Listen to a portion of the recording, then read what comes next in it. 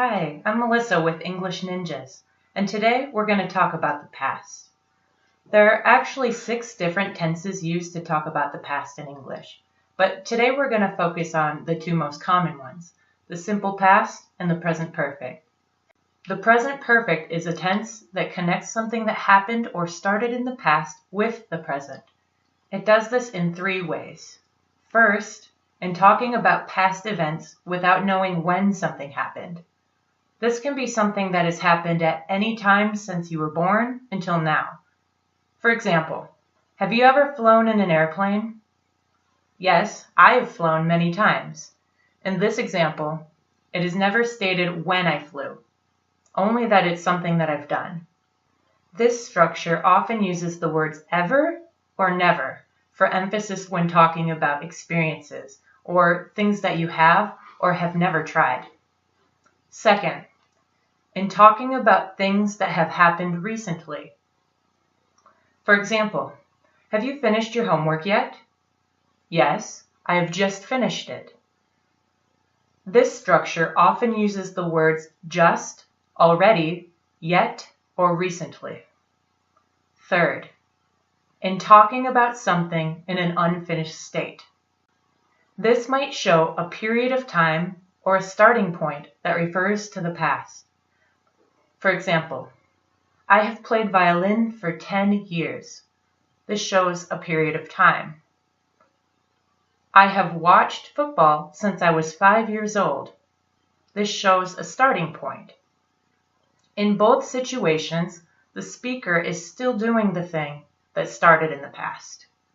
So, when do you use the simple past? You use the simple past when you know when something happened. You might see words such as yesterday, last year, Thursday, or 20 years ago. Here's an example. I bought a book last week. There is nothing unfinished or uncertain about it.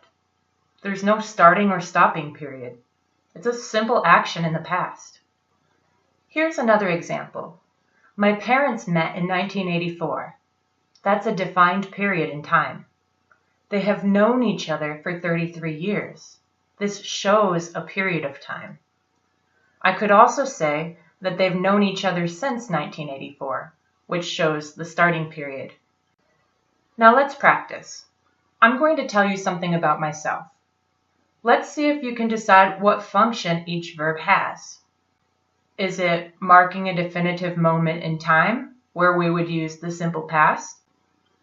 If not, is it showing an unknown past event or experience, a recent past event, or an unfinished state, such as showing a period of time or a starting period? Okay, are you ready? Have you ever lived abroad? I have. I moved to Spain in September of 2015. I've lived here for almost 2 years now, and I have just received my teaching assignment for a 3rd year. Okay, now let's go over my little story. Have you ever lived abroad? What function is this verb? It is asking about an unknown past event or experience. I don't know about your life, but I want to know if you've ever lived in another country at any point since you were born until now. The clue here is ever. Let's look at the next sentence. I have. I have what? If someone responds in this way, it means they have done the thing that you asked about. I have lived abroad. This serves the same function as the question. It is talking about an unknown past event or experience. Next, I moved to Spain in September of 2015. What's the function of this verb? First of all, we see moved without have, so we know it's simple past. But why is it simple past?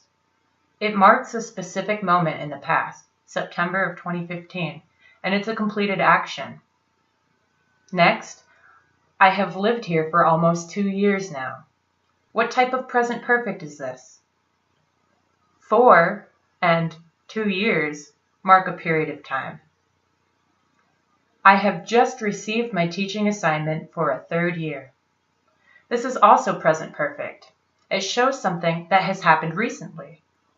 The clue word here is just. Now I want you to try it. Tell us something about yourself in the comments. Try to include one example of each function. With the simple past, show something that happened at a specific point in time.